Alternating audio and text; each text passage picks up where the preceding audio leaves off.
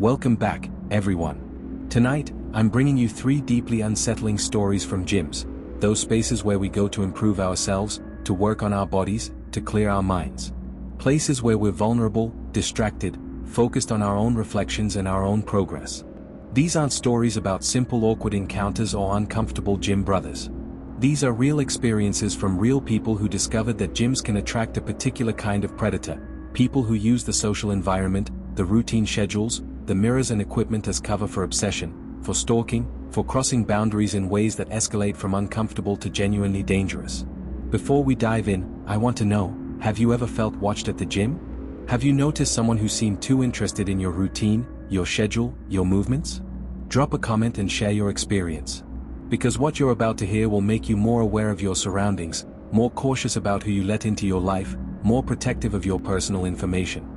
What separates a friendly gym acquaintance from a dangerous obsession is sometimes just a boundary, one that some people refuse to respect no matter how clearly you try to establish it. Alright, let's begin. And remember, every word of these stories is true. Story 1, the gym friend who wouldn't leave.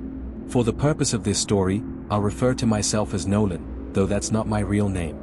I'm changing it for privacy reasons that will become obvious as this story unfolds. This whole situation started the way most gym friendships start, completely innocuous, totally normal, nothing that would make you think twice about it. You see the same person at the gym regularly. You start noticing each other. Eventually, you stop pretending you don't recognize them. You give a little nod when you pass. Maybe a "what's up" or "how's it going" exchanged in passing. It's no big thing. Just basic human social interaction in a shared space. I was going to my gym almost every day after work, around 6 p.m., same time, same routine. It was the only part of my day that felt truly predictable and under my control. Work was stressful, my relationship was going through a rough patch, and the gym was my outlet. My sanctuary. The 1 hour a day where I could just focus on something simple and measurable. One of the regulars I kept seeing was a guy I'll call Josh. Mid-20s like me, average height but built like someone who took lifting very seriously. He had that look, you know the type. Always in some kind of fitted athletic shirt that showed off his physique. Always carrying a shaker bottle with some complicated supplement mixture. Always walking around with this oversized duffel bag like he was moving in permanently. He was there so often, at such consistent times, that it genuinely felt like he must live at the gym or work there. I'd arrive at 6 o'clock and he'd already be there. I'd leave at 7:30 and he'd still be there. At first, our interaction was just the standard gym bro acknowledgement. A head nod when we passed the dumbbell racks. That quick chin-up gesture guys do instead of actually waving. Pretty normal stuff. You see the same faces long enough in any regular space and it starts to feel almost rude not to acknowledge their existence. Josh seemed friendly enough in those initial interactions. He'd smile, this big, eager smile, and do that quick chin-up thing like we were already good friends even though we'd never actually spoken beyond the non-verbal acknowledgements. The first real conversation happened maybe 3 weeks after I'd started noticing him regularly. I was setting up for bench press, my favorite exercise, the one I'd carefully worked my way up to respectable weight on, and Josh was already on the bench in the rack right next to mine. He looked over at me while I was loading plates and asked, "Hey man, can you spot me?" Completely reasonable request. Normal gym etiquette. I'd asked plenty of people to spot me before. "Sure, no problem," I said. I stood behind his bench while he unracked the bar. He was strong, I'll give him that. The bar was loaded with probably 275 pounds, and he moved it smoothly through his first few representatives. On the last rep, he started struggling, his arms shaking slightly, the bar slowing down, so I helped guide it back to the rack safely. He sat up, and that's when everything actually became something more than just passive gym acquaintances. He started talking like he'd been waiting for this exact moment to open up. Like he'd been holding back a flood of words and my helping him with one set had opened the gates. He asked me how long I'd been lifting. What my workout split was, you know, which muscle groups I trained on which days. Some pretty standard gym conversation. I told him I'd been consistent for about 2 years, explained my push-pull legs rotation, kept it casual. Then he told me his routine in far more detail than I'd asked for, talking fast, high energy radiating off him in waves that were almost exhausting to be near. Then the questions got more personal. Where was I from? What did I do for work? Did I live close to the gym? I kept my answers basic and vague. I told him the general area I was from, mentioned my job without giving the company name, said I lived not too far from the gym without specifying where. I specifically didn't give him my address or even my street name. Something in my gut told me to keep that information private. He seemed excited by even these vague answers. He said he lived not far from the general area I'd mentioned, and he laughed. This loud, enthusiastic laugh, like the fact that we lived in the same part of town, was proof we were destined to be best friends. Before I went back to my own workout, he asked if I had Instagram. He pulled out his phone and held it out toward me pretty casually, already on his profile page, clearly expecting me to follow him. I hesitated for just a second. But honestly, it didn't seem like a big deal. People exchange social media all the time now. It's the modern equivalent of swapping phone numbers, and it felt more rude to refuse than to just go along with it. So I pulled out my phone, found his profile, hit follow. He immediately followed me back with this satisfied smile. "Cool, man. I'll send you some gym stuff," he said. And that was that. Or so I thought. For the next couple of weeks, the routine continued, but with a slightly different dynamic. If Josh was at the gym when I arrived, which was almost every single time, he would immediately come over when he noticed me. "What's up, Nolan?" he'd say, using my name like we were old friends. "What are you training today?" He'd ask what muscle groups I was hitting, then comment on my form or technique even though I'd never asked for coaching. "You might want to go a bit deeper on those squats," he'd say. "Or try keeping your elbows tucked more on the bench press." It wasn't offensive exactly. Just, a lot. A little much. Like he'd appointed himself my personal trainer without asking if I wanted one. I figured he was probably just one of those guys who treated the gym like a social club. Some people are like that. They need the community aspect, the friendships, the feeling of belonging somewhere. He started DMing me on Instagram pretty regularly. At first, it was just gym memes, those dumb videos of guys failing lifts spectacularly, or over-edited compilations of bodybuilders posing with dramatic music and motivational text overlays. Stupid stuff that I'd normally just scroll past. But since he was sending them directly to me, I felt obligated to respond. I'd react with a laughing emoji or send back a quick "oh," just to acknowledge I'd seen it. I didn't want to be rude or make things weird by ignoring him. He seemed like he just wanted a gym friend. Someone to share the experience with. I could understand that. Then one day, maybe a month after we'd started actually talking, he messaged me about something different. "Hey man, there's this local festival happening this Saturday. Food trucks, live music, beer garden, all that stuff. We should go check it out." I hadn't even heard about this festival. I looked it up and found it was one of those town festivals that pop up every summer. Food trucks with overpriced but admittedly good food, cheap beer, random vendor booths selling handmade jewelry and art, live music from local bands nobody's heard of, and a crowd that's half families with young kids and half people just there to day drink. I hesitated. Going to something like that felt like a significant step beyond gym acquaintance territory into actual friendship territory. But it also sounded like something to do. I'd been pretty isolated lately. My relationship was basically over even though we hadn't officially ended it yet. My work friends were all busy with their own lives, and I'd been spending most weekends alone. A few hours at a festival sounded harmless enough. If it was awkward, I could always leave early. Make up an excuse about having somewhere else to be. "Sure, sounds good," I messaged back. When Saturday came, I met him at the festival entrance around 2 p.m. The first thing I noticed, the thing that immediately made me slightly uncomfortable, was how different Josh seemed outside the gym environment. At the gym, he had this controlled energy. He was enthusiastic, sure, but it was channeled into working out, into lifting, into that specific context. Outside the gym, it was like he had no volume control. No social governor. He was loud from the absolute moment I saw him. He came up to me grinning way too hard, slapped me on the shoulder with more force than necessary, and started talking like we were reuniting after years apart instead of having seen each other 2 days ago at the gym. "Nolan. My man. You made it. This is going to be awesome, dude." Then he started doing these weird voices. Like cartoon character impressions. High-pitched and nasally one moment, then suddenly deep and scratchy the next. He'd say completely normal sentences, like, "Should we get some food?" Or "I want to check out that beer stand," but in voices like he was doing impressions of characters from TV shows or movies. It didn't fit the situation at all. We weren't joking around or doing bits. He was just talking in weird voices for no apparent reason. At first, I laughed because it caught me completely off guard. It was so random and unexpected that it was kind of funny in a "what the hell is happening" way. But then it kept going. And going. Every few sentences, he'd switch to another voice.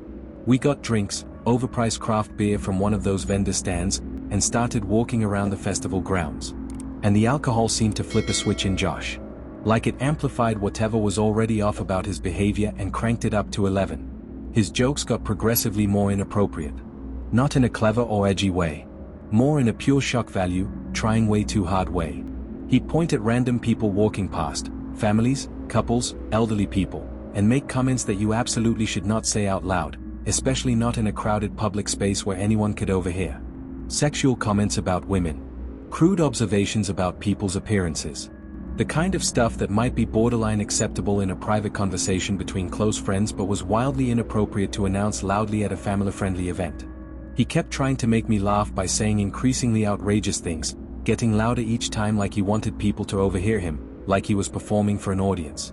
I found myself doing that tight, forced smile thing. Laughing a little bit because I didn't know what else to do, but also constantly looking around to see if anyone had heard what he just said. He didn't seem to care at all who heard him. He'd look right at people while saying inappropriate things, like he wanted them to react, like their discomfort or offense fed something in him. A couple of times, I told him to chill out. Calm down, man. That's a bit much, dude. And he'd laugh it off and switch into another voice, this time like a creepy whisper, saying my name like it was part of the joke. Newlin, he'd say in this fake, breathy horror movie voice. Like a ghost or a serial killer from a bad movie. He did it more than once. Multiple times throughout the afternoon. And I noticed something unsettling about how much he liked saying my name. Not just in the creepy voice, but in general. Every few sentences, right, Nolan? What do you think, Nolan? Nolan, check this out. Like he was trying to establish ownership or familiarity by constantly using my name. The festival was busy and loud, though, which provided some cover for his behavior. I could tell myself that maybe he was just socially awkward, that some people just have no filter when they start drinking, that I shouldn't judge someone too harshly based on one afternoon. We ended up staying for a couple of hours. By the time I left, I was exhausted from the emotional labor of being around him. I went home thinking he was definitely strange and probably exhausting to be around regularly, but most likely harmless. Just someone with poor social skills and boundary issues. After the festival, he started messaging me even more frequently on Instagram. The messages shifted from occasional gym memes to constant check-ins. Multiple times a day. What are you doing? You going to the gym later? Want to grab food? You around this weekend? At first, I answered politely. But then I started slowing down my responses. Taking hours to reply instead of minutes. Sometimes not replying at all. I'm not the type of person who wants to be texting constantly with someone I barely know.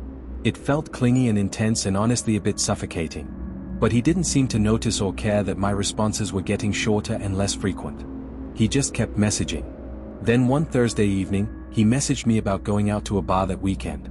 Hey man, let's hit up Riverside on Saturday. I invited 2 girls to meet us there. Should be a good time. That detail, the mention of 2 girls, made the whole thing feel more normal and less intense. Like okay, this isn't just the 2 of us hanging out one-on-one. There will be other people.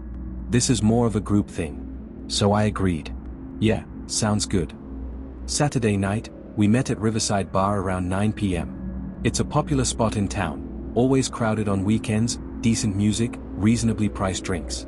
Josh was already there when I arrived, and I could tell immediately that he was already buzzed. Not falling down drunk, but definitely several drinks in.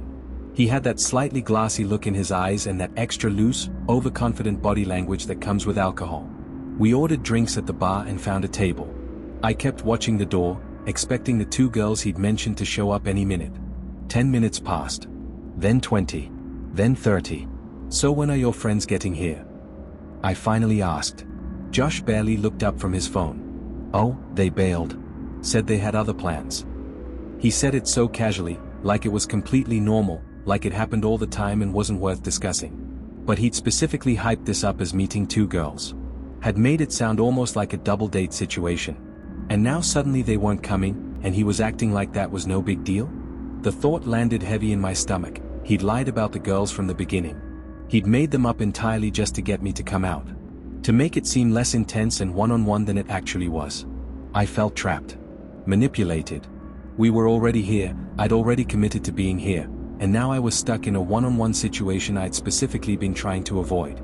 Then the voices started again. Even worse than at the festival. He wasn't just doing cartoon character impressions anymore. He was making these creepy, exaggerated sounds, fake maniacal laughing, then fake crying, then switching into this deep, theatrical villain voice like he was auditioning for a horror movie. He'd incorporate these sounds and voices directly into our conversation, but it made no sense contextually. I'd ask him something normal like how's work been, and he'd respond in some weird voice. Or he'd interrupt himself mid-sentence to make a sound effect. He kept doing this right there at our table while people around us were trying to have normal conversations at their own tables. I saw a couple sitting nearby glance over at us and exchange a look, not amused, but uncomfortable. Like they were watching someone make a complete fool of themselves. Josh seemed to notice people looking and, instead of being embarrassed, he leaned into it. He got louder. Started performing even more. He started telling jokes that didn't make sense, like the setup and punchline had no connection to each other, and then laughing hysterically at his own jokes while I sat there forcing a polite smile. Every time I tried to steer the conversation back to something normal, he'd interrupt with another voice or sound effect. And he kept saying my name again. Over and over. Nolan, listen to this. You know what, Nolan? Nolan, Nolan, Nolan. It was like he couldn't talk to me without constantly anchoring my name to whatever he was saying, like he was trying to create this false intimacy through repetition. I felt genuinely embarrassed sitting there. Not just because strangers might judge me by association, though that was part of it. But because his energy was so aggressively wrong that it made me feel trapped and uncomfortable in my own skin. People were definitely watching us. The bartender kept glancing over with this expression that suggested she was debating whether to cut him off or ask us to leave. Josh kept drinking. He ordered shots, cheap whiskey, and tried to pressure me into doing them with him. Come on, man. Don't be boring. Just one shot. I declined. I was driving, and I also just wanted to stay sober enough to extract myself from this situation when the opportunity arose. He acted like my refusal was a personal betrayal. He made a comment about me being no fun, and did this whiny baby voice like I was ruining his night. I forced another laugh, but internally I was done. Completely finished with this situation. I looked at my phone, made a decision, and executed my exit strategy. Hey man, I have to go. My brother needs help with something. It was the first excuse that came to mind. Completely fabricated. My brother lived 3 states away and definitely didn't need my help with anything. Josh stared at me for a few seconds. His expression changed. The performative friendliness dropped away and something colder showed through underneath. He looked genuinely annoyed. Maybe even angry. Why do you have to go? He wasn't doing a voice anymore. His tone was flat and challenging. My brother needs help moving some furniture. I told him I'd come over. Can't he wait? We just got here. No, he needs help tonight. I should have told you earlier, sorry. He said something under his breath that I couldn't quite hear, then did that fake laugh again, but this time it sounded hostile. Bitter. I stood up, grabbed my jacket, and said, I'll see you at the gym, man. He didn't respond. Didn't say goodbye or acknowledge my departure. Just stared at his drink looking pissed off. As I walked toward the exit, I could feel people looking at me. Not judgmental, exactly. More like relieved on my behalf that I was escaping whatever that was. The drive home felt like emerging from underwater. Like I'd been holding my breath for 2 hours and could finally breathe normally again. I told myself firmly, that was it. No more hanging out with Josh outside the gym. He could be a gym acquaintance, someone I nodded at when our paths crossed, but nothing more than that. The next time I went to the gym, maybe 3 days later, I saw him immediately. I tried to avoid eye contact and positioned myself on the opposite side of the gym, hoping he wouldn't notice me or would get the hint that I was maintaining distance. Of course, he noticed. He always noticed. He came up behind me while I was re-racking dumbbells after a set and said, "Hey, what's up, man?" in that overly friendly tone, like the bar incident had never happened. Like everything was completely normal between us. He asked why I'd left so early that night. I gave him the same excuse about my brother needing help. He asked if my brother was okay, and I said yeah, everything worked out fine. Then he immediately started talking about going out again. Making plans for the next time we'd hang out, like it was already decided that there would be a next time. I kept my answers short and non-committal. I've got a lot going on. I'll let you know. Maybe. He didn't take the hint at all. He stayed right there, talking at me while I tried to move through my workout.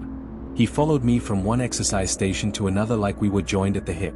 Whenever I tried to politely end the conversation, putting my headphones back in, turning away, focusing intently on my next set, he'd just start a new topic. It felt like he'd decided I was his person now. His gym buddy. His friend. And he wasn't letting go of that designation regardless of what signals I was sending. After that gym session, I started deliberately changing my workout times to avoid him. I'd go at 7 a.m. before work instead of 6 p.m. after work. Or I'd go late at night, around 9 p.m., hoping his schedule wouldn't overlap with mine. Sometimes it worked. Sometimes I'd have a blissfully Josh-free workout. But sometimes it didn't work, and he'd be there regardless of the time change, like he'd figured out my new schedule. And when I managed to avoid seeing him at the gym, I'd get even more messages than before. If I didn't open his DMs immediately, he'd send another message. If I left him on read, he'd follow up, "You good? Everything okay? Did I do something wrong?" I started not opening my Instagram DMs at all. I'd see the notification that I had messages from Josh and my stomach would knot up. I hated the feeling of seeing his name appear on my screen. It created this instant spike of anxiety. I thought that if I ignored him consistently enough, if I gave him absolutely nothing to work with, he'd eventually get bored and move on to someone else. That's how normal people work, right? If someone's clearly not interested in engaging, you accept that and back off. But Josh, apparently, was not normal people. One night, it was a Tuesday in July, I remember because it was unusually hot even late at night, I was lying in bed trying to fall asleep. My room is on the first floor of my apartment, and my bedroom window faces the small backyard area. During summer, I'd usually keep the window cracked open to let in cooler night air. I was almost asleep when I heard something outside that made my eyes snap open. A voice.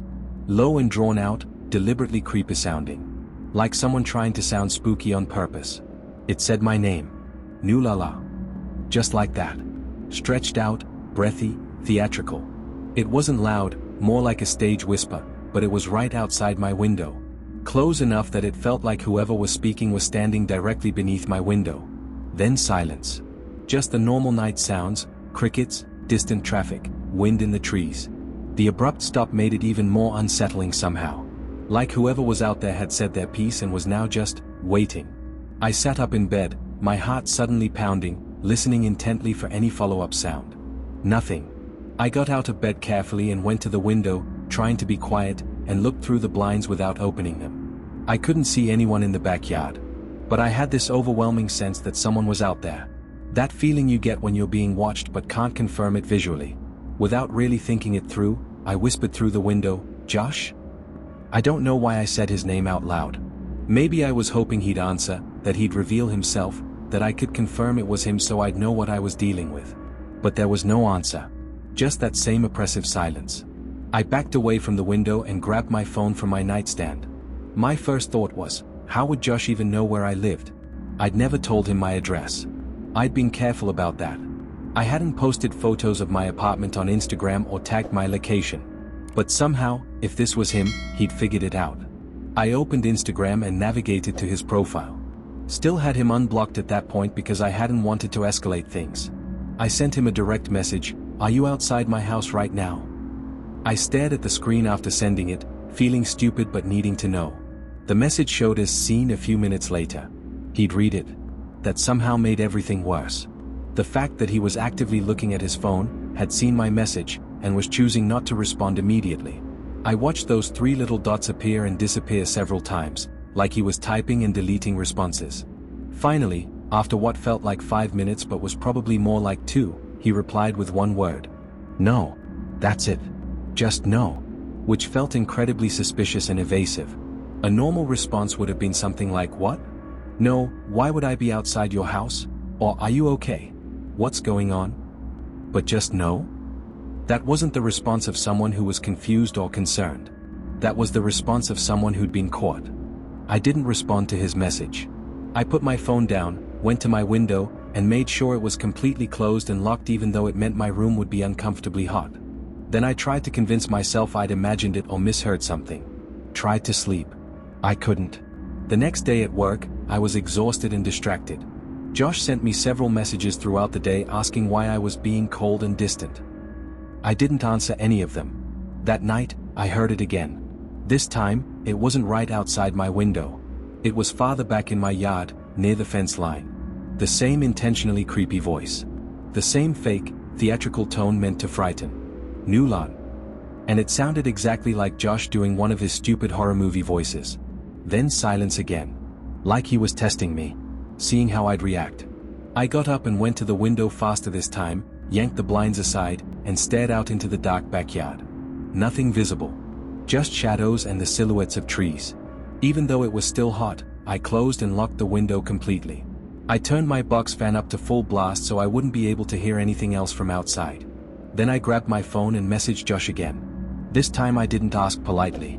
I told him directly, if he didn't leave immediately, if he ever came back to my apartment, I would call the police and get a restraining order against him. I ended the message by calling him a freak. Then I blocked him. On Instagram, on my phone, everywhere I could think of. I set my phone down and told myself that was the end. I'd drawn a clear line. Made a direct threat that would scare off any reasonable person. But I couldn't sleep even with the fan noise. I just lay there staring at the ceiling, ears straining to hear sounds underneath the mechanical hum. Part of me felt this awful compulsion to keep checking the window. Like if I didn't look, I'd be blindsided by something terrible. After maybe an hour of this, I couldn't take it anymore. I rolled over and carefully lifted one slat of the blinds just enough to peek through. And there was someone there. A shadow. A human-shaped silhouette standing close to my window. So close it was blocking some of the ambient light from the street lamp. I yelled, actually shouted at the window, "Get the fuck away from my house. I'm calling the police right now. Leave or I'm getting a restraining order and pressing charges." The shadow shifted, moved quickly away from the window, and disappeared into the darkness of the yard.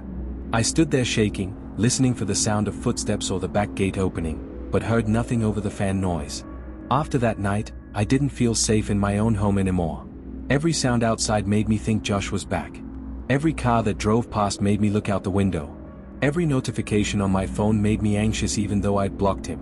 I stopped going to that gym entirely. Cancelled my membership. Didn't even want to risk running into him there. I signed up at a different gym across town, one that was more expensive and required a longer drive, but felt worth it for the security of knowing Josh wouldn't be there. I stopped posting on Instagram for weeks. When I did start posting again, I was extremely careful about what I shared. No location tags, no identifying landmarks, nothing that could reveal where I was. I kept my blinds closed at all night. Started checking my door locks obsessively before bed, front door, back door, windows, all of them. 3 weeks passed without incident. I started to relax slightly, started to think maybe the confrontation had actually worked and scared him off. Then one morning, I walked out to my car to go to work and saw that my rear passenger side tire was completely flat. I crouched down to look at it, thinking maybe I'd just run over a nail or something. But when I examined the tire closely, I saw the cut. A clean, deliberate slice in the sidewall. Not a puncture from road debris. This was done with a knife. Josh had slashed my tire. I stood up and looked around the parking lot like I expected to see him standing there watching my reaction. Like this was all part of some game to him. The parking lot was empty except for the usual residents' cars. I didn't confront Josh. He was blocked on everything anyway, so I couldn't even if I wanted to. But more importantly, I knew that confronting him would only feed whatever this obsession was. If he'd slashed my tire, it meant he was watching me. Waiting for a reaction. Trying to provoke me into engaging. I wasn't going to give him that satisfaction. I called AAA, got the tire replaced, and that same day I went to Best Buy and bought a complete Ring camera security system. I installed cameras covering the front entrance to my apartment building, the parking lot where my car was parked, and the backyard area where my window was located. I put motion sensor lights in the backyard as well. I didn't like spending the money, the whole security setup cost me almost $800, but I liked the idea of being vulnerable and blind even less. After that, I became hypervigilant. I stopped going out late at night unless absolutely necessary. I varied my route home from work every day. I checked the Ring app obsessively every time I got a motion notification. The worst part about this entire experience was realizing that a guy I'd met in the most normal, mundane place, a gym where I just wanted to work out and mind my own business, had developed this disturbing, escalating obsession with me after hanging out exactly twice. And once someone like Josh decides you're their friend, or that you hold some kind of relationship with them in their mind, good luck getting them out of your life. They don't respect boundaries. They don't take hints. They don't accept rejection. They just keep pushing and pushing until you have to take serious measures to protect yourself. So my advice to anyone reading this, be incredibly careful about who you let into your life, even in small ways. Be cautious about giving out your social media to people you barely know. Be protective of personal information like where you live or work. And if someone starts showing signs of boundary issues or obsessive behavior, shut it down immediately. Don't be polite. Don't worry about being rude. Because people like Josh see politeness as permission. They see friendship where you see acquaintance. And they won't stop until you force them to. Story 2, The Stalker Ex-Girlfriend. My name's Louie. I'm 22 years old and I live in a small town in Kansas, one of those places where everybody knows everybody, where the high school football team is the biggest deal in town, where nothing much happens and that's exactly how people like it. It's a safe town, generally. Low crime, friendly neighbors, the kind of place where people still leave their doors unlocked during the day. I've lived here for almost 14 years now, since my family moved here when I was in elementary school. I work at a local Mexican restaurant, been doing that for about 4 years now. Started as a busboy when I was 18, worked my way up to server, and now I do a bit of everything depending on what they need. It's not a bad job. The tips are decent, my co-workers are cool, and the free employee meals are honestly one of the main perks. I go to the gym every day with my friend Colton. He's 19, 3 years younger than me. We met at the gym about a year ago and hit it off immediately. He's your typical redneck kind of guy, drives a lifted truck, wears camo, listens to country music, the whole stereotype. But he's genuinely chill and a good friend. Loyal, reliable, always down to spot you or help you move furniture or whatever. This whole situation happened last summer. Colton had been dating a girl named Addie for about 4 months.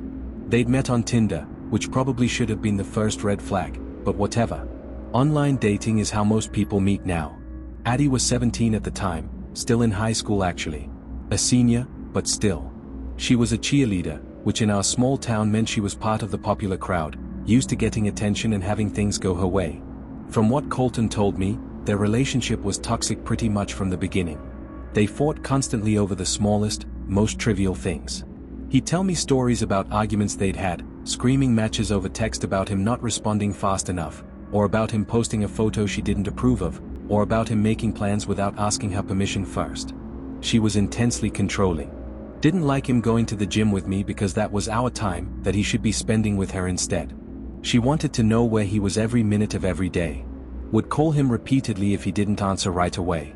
Would show up at his house or his work unannounced to check on him. Classic controlling relationship behavior that Colton, being young and inexperienced with relationships, didn't fully recognize as unhealthy. Eventually, Colton found out through a mutual friend that Addie had been cheating on him. Not with just one guy, but with multiple guys from her high school. She'd apparently been hooking up with at least 3 different people throughout their entire 4-month relationship.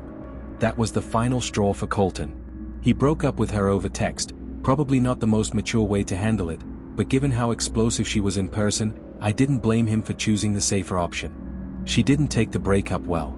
At all. She started blowing up his phone with calls and texts. Hundreds of messages over the course of a few days, some apologizing and begging him to take her back, others angry and accusatory, others threatening to hurt herself if he didn't respond. Colton showed me some of the messages. They were honestly disturbing. The kind of stuff that makes you genuinely worried about someone's mental state. But after a few days, the messages stopped. Colton thought maybe she'd finally accepted the breakup and moved on. He should have known better. One Tuesday night, this was maybe 2 weeks after the breakup, Colton and I were at the gym like usual. We normally go around 7 p.m. because he gets off work at 6 o'clock and needs time to go home, change, eat something, and drive to the gym. We were in the locker room drinking our pre-workout, that terrible tasting powder mixed with water that's supposed to give you energy and focus, and starting to mentally prepare for our session. The gym was pretty empty that night. Tuesday evenings are usually slow. There were maybe 5 other people total in the whole facility. We heard the front door open and both glanced over out of habit. You always notice when someone enters or leaves in a small space like that. A girl walked in wearing a red hoodie with the hood up and blue leggings. Athletic clothes, normal gym attire. But right away, something felt off about her. She didn't move like someone who'd just arrived at the gym to work out. She didn't look around to see which equipment was available, didn't pull out her phone to check her workout plan, didn't head toward the locker rooms to drop off her stuff. She just stood there near the entrance for several seconds, completely still, staring directly at us. Not looking around the gym or scanning the room generally. Staring specifically at Colton and me. Then she started walking toward the women's locker room, but she kept turning her head to look back at us as she walked. Multiple times. Like she was making sure we noticed her looking at us. Colton shrugged it off. Probably just recognizes us from school or something, he said. But I didn't recognize her. And something about her body language felt wrong. Deliberate. Staged. A few minutes later, we heard sounds coming from inside the women's locker room. Crying. Mixed with whispering or muttering, hard to tell which. It was loud enough that we could hear it clearly even with our headphones in, even over the music playing through the gym speaker system. And it wasn't normal crying. Not someone who'd gotten emotional over something and was trying to compose themselves. This sounded unstable. Erratic. Like someone having a breakdown or talking to themselves while sobbing. Colton and I exchanged an uncomfortable look but tried to ignore it. Not our business what was happening in the women's locker room.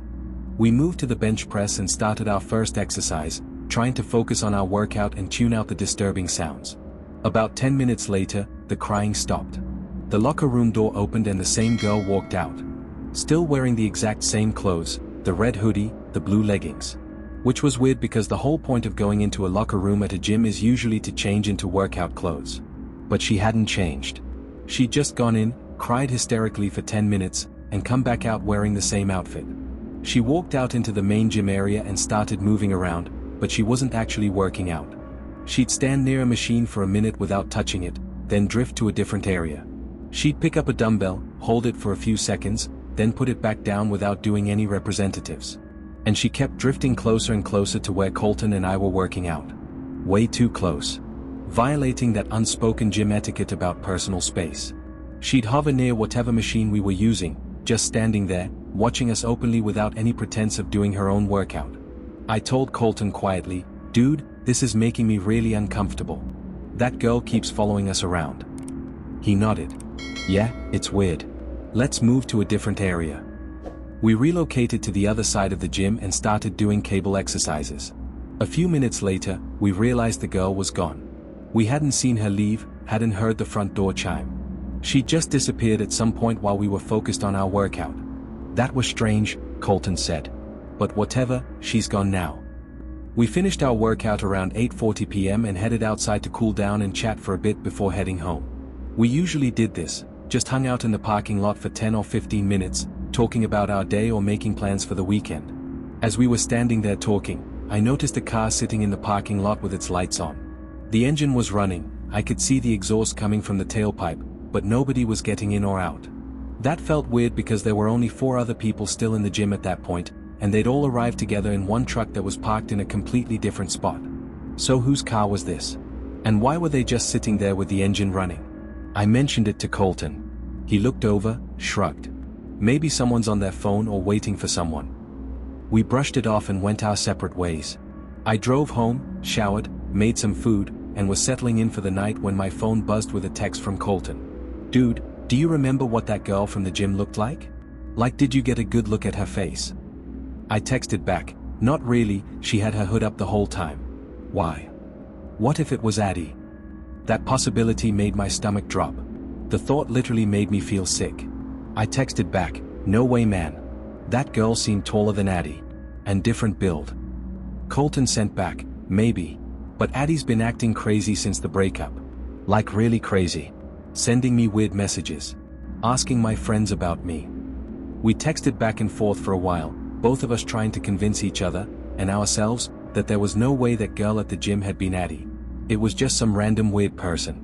Just a coincidence. Eventually, we both convinced ourselves we were being paranoid and overreacting. "Get some sleep," I told him. "We're overthinking this." "Yeah, you're right. Night, bro." I put my phone on my nightstand and tried to sleep. Around 11:30 p.m., I heard knocking. Not on my door, on my brother's window, which was in the room next to mine. I got up and went to look outside from my own window, but I didn't see anyone out there.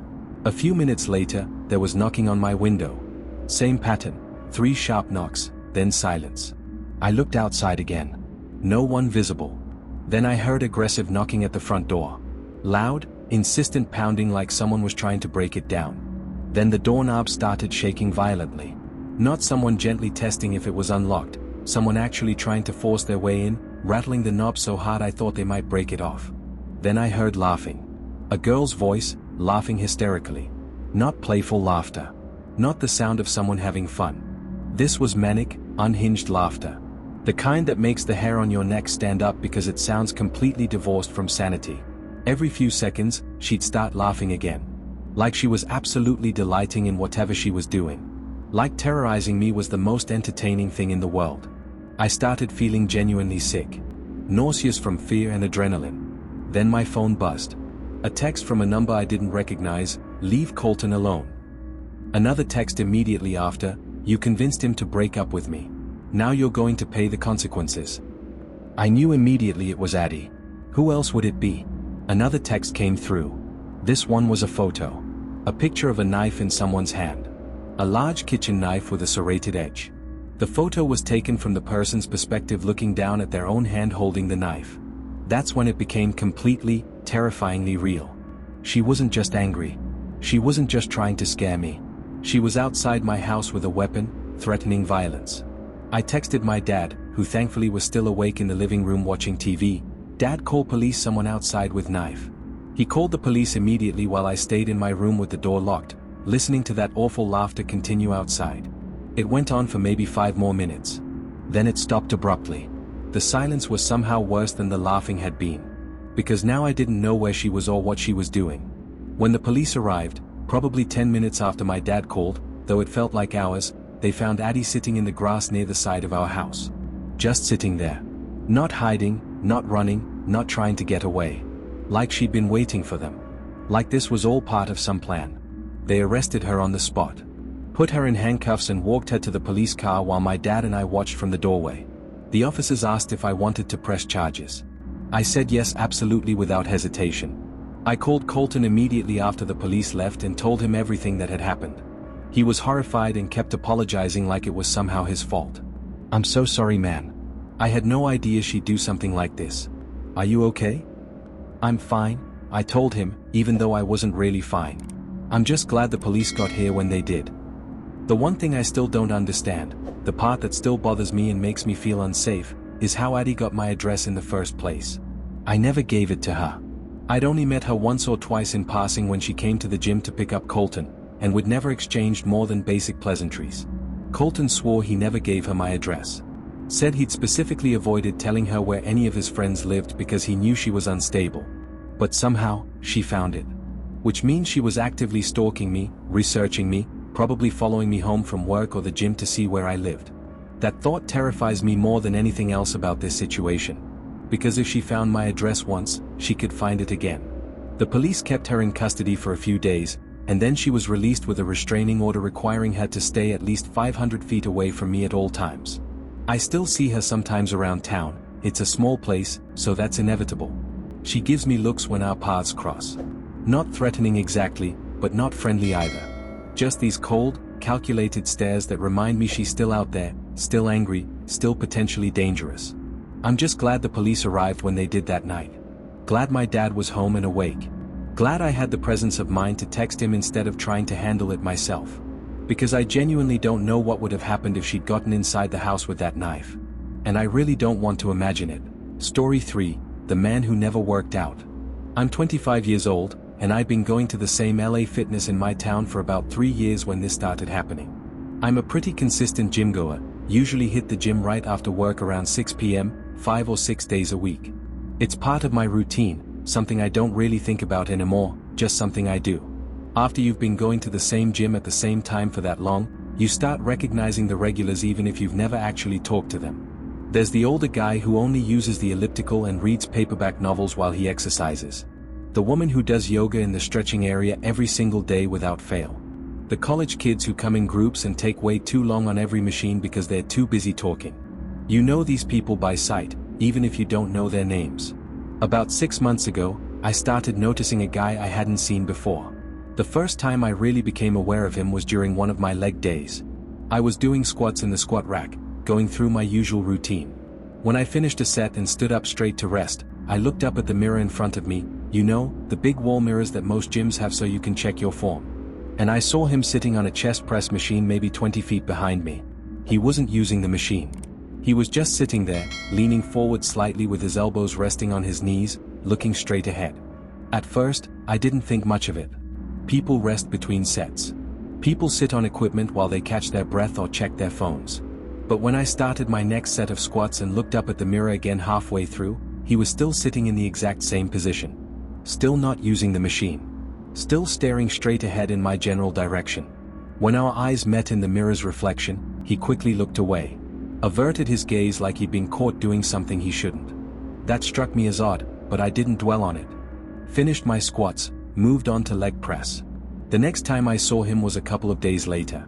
I was doing shoulder presses with dumbbells, seated on a bench.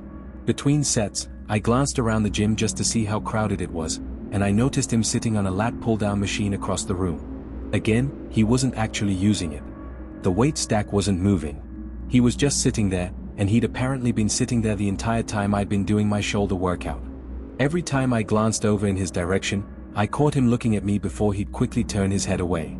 After that, I started noticing him almost every time I went to the gym. And the pattern was always the same. He'd be sitting on some piece of equipment, never actually exercising, just sitting there with this strange, intense focus that wasn't directed at anything in particular. Except it was. It was directed at me. The weirdest part, the detail that really started to unsettle me, was that I never actually saw him work out. Not once. He'd be there at the gym, occupying equipment, but never moving weights. Never breaking a sweat. Never going through the motions of any exercise. He'd just sit and watch. One night, I was back at the squat rack doing my regular leg routine. I finished a heavy set and stepped back from the bar to rest, and that's when I noticed him standing behind me. Not sitting this time. Standing maybe 15 feet away, holding his phone up in front of his chest at about shoulder height. The phone was angled directly toward me. Toward my back, to be specific. And for just a split second, it looked exactly like he was recording me. Like he had his camera app open and was filming me doing squats. The moment I turned around fully to face him and made direct eye contact, he immediately lowered the phone and looked away, then walked off toward a different section of the gym like nothing had happened. That incident crossed a line for me. It went from vaguely uncomfortable to genuinely concerning. I mean, was he recording me? And if so, why? What was he doing with those videos? The questions made my skin crawl. Over the next week, I kept seeing him. And now that I was actively looking for him, I noticed patterns.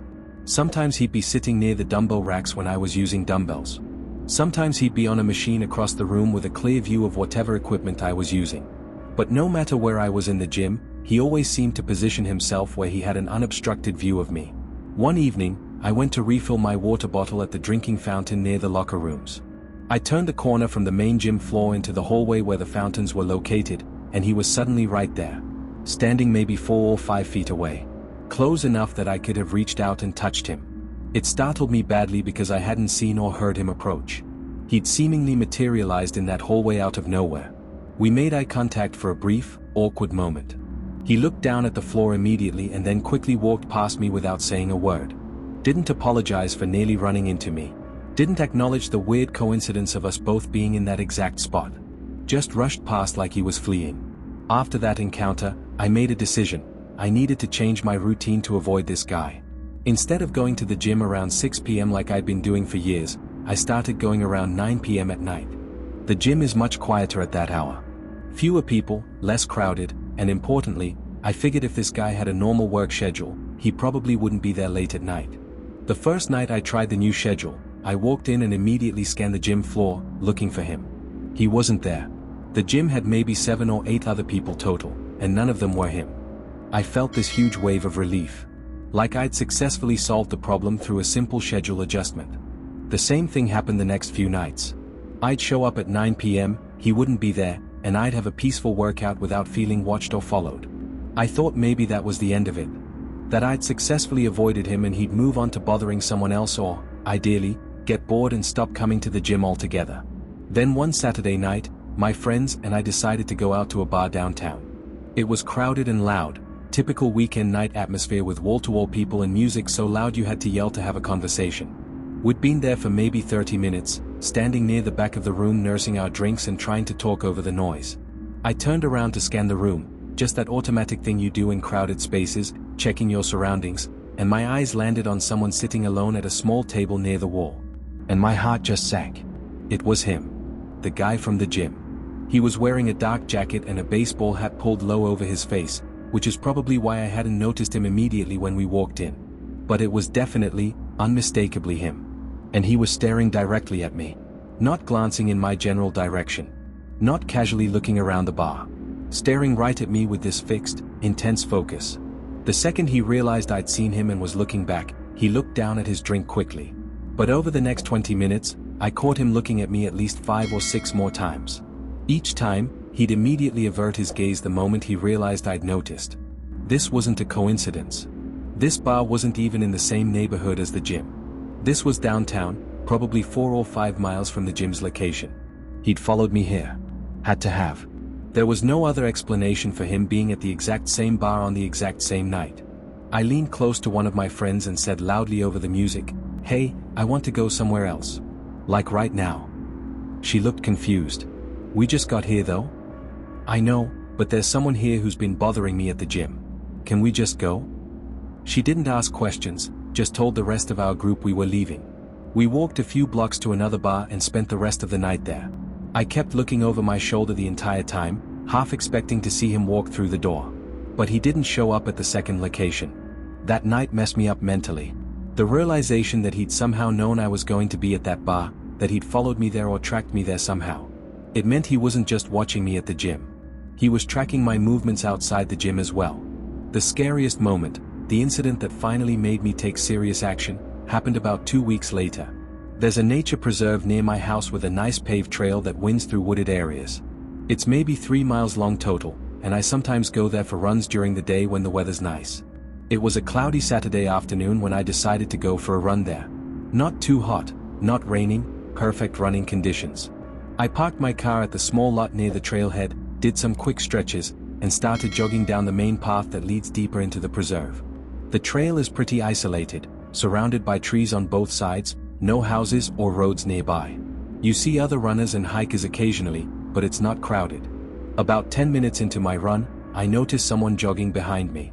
Far enough back that I couldn't make out details, but close enough that I could hear their footsteps on the pavement. At first, this didn't seem unusual. It's a running trail. Other people jog there. Of course someone might be running the same direction as me. But after about a minute of running at my normal pace, I realized something weird. The distance between us wasn't changing at all. He was maintaining the exact same interval behind me. When I'd naturally speed up a little bit on flat sections, I'd hear his footsteps speed up proportionally. When I'd slow down slightly going uphill, his pace would decrease to match. I deliberately increased my pace significantly, not to a sprint, but to a notably faster jog than I'd been maintaining. Within seconds, I heard the footsteps behind me speed up as well, matching my increased pace perfectly. I sped up even more. So did he. That's when the fear really kicked in. This wasn't coincidence. He was deliberately matching my speed to maintain the same distance. When I glanced back over my shoulder briefly, trying not to be obvious about it, I saw a man wearing a baseball hat with his head angled downward, jogging maybe 50 feet behind me.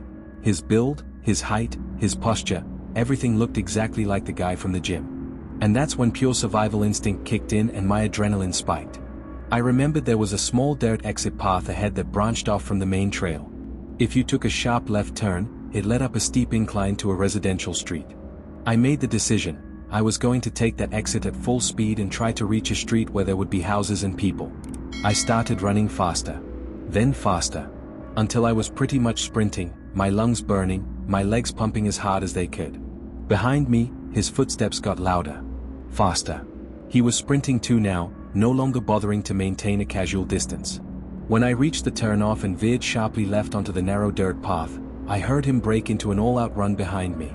I ran faster than I've ever run in my life, scrambling up that steep dirt path, branches whipping at my arms and face. When I burst out onto the street at the top, gasping for air, my heart hammering, I immediately started screaming. Help! Someone help me! There was a man standing in his driveway across the street, working on his car or something. He looked up immediately when he heard me yelling. The second the guy behind me saw this other person, this witness, this potential intervention, he stopped. I turned and saw him hesitate at the edge of the trail where it met the street. He stood there for maybe 3 seconds, looking between me and the man in the driveway. Then he turned around and ran back down into the trail, disappearing into the trees. The man from the driveway came over to check on me. Are you okay? What happened? I tried to explain while catching my breath, but honestly, it sounded crazy even as I was saying it. There was a guy, following me, chasing me on the trail. He offered to call the police, but by the time I'd calmed down enough to think clearly, the guy was long gone. Probably already back to wherever he'd parked his car. What would I even tell the police? A man was jogging behind me and I got scared? I thanked the homeowner and walked back to the parking lot via the street route instead of going back down the trail. My car was still there. His car, whichever one was his, was gone. I never saw him at the gym again after that day. I don't know if that's because he realized I'd recognized him and knew he'd crossed the line, or if he just got scared off by how close he came to being caught or confronted. But he stopped showing up. I went back to my old 6 p.m. schedule after a few weeks, and he was never there. A few weeks after the trail incident, I cancelled my LA Fitness membership entirely and joined a gym on the completely opposite side of town. Different brand, different location, different crowd of regulars. I've been going there for about 4 months now, and I haven't seen him once. But this whole experience definitely made me significantly more paranoid in public settings. I'm constantly aware now of who's watching me, who's standing too close, who seems to be in too many of the same places I am. I check my surroundings obsessively. I vary my routines randomly so I'm not predictable. I'm careful about what I post on social media and where I check in. Because I learned the hard way that there are people out there who will fixate on you for no reason you can understand. Who will watch you, follow you, track your patterns, invade your spaces. And you never know who they are until it's already happening. Stay safe out there, everyone. Pay attention. Trust your instincts. And if something feels wrong, it probably is. 3 people. 3 gyms. 3 encounters with individuals who crossed boundaries, who refused to respect clear signals, who escalated from uncomfortable to genuinely dangerous. I want to thank everyone who shared their experiences. Gyms are supposed to be safe spaces for self-improvement, but they can also attract people who misinterpret friendliness as invitation, who see vulnerability as opportunity, who use the social environment as hunting ground. If you found these stories compelling, please like and subscribe. And if you've had your own creepy gym experience, someone who watched you too closely, followed you to your car, showed up in places they shouldn't have been, share it in the comments. These experiences need to be discussed and taken seriously. Stay safe at the gym, everyone. Be cautious about sharing personal information. Trust your instincts when someone's behavior feels off. Vary your schedule if someone makes you uncomfortable. And remember, you don't owe anyone your friendliness, your social media, or your time if they make you feel unsafe. Until next time.